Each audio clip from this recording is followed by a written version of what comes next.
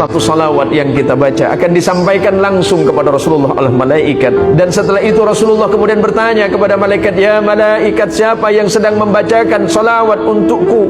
Ya Rasulullah, dia adalah salah satu dari umatmu yang selalu bermaksiat. Ya Rasulullah, sampaikan kepada kekasihku, kita bermaksiat, tapi Rasulullah menyebut kita kekasihnya. Kita ini selalu berdosa kepada Allah dan bermaksiat kepada Allah, tapi ketika kita menyebutkan kalimat Allahumma salli ala Sayyidina Muhammad, disampaikan kepada Rasulullah. Rasulullah kembali memberikan salam kepada kita. Sampaikan kepada mereka, ya malaikat, kalau mereka membaca salawat kepadaku satu, maka niscaya Allah akan membalas 10 kebaikan bagi mereka. Maka janji Rasulullah untuk kita semuanya, orang yang paling berhak duduk bersamaku di yaumil qiyamah adalah orang-orang yang senantiasa lidah dan hatinya berzikir kepada Allah dan membacakan salawat untukku.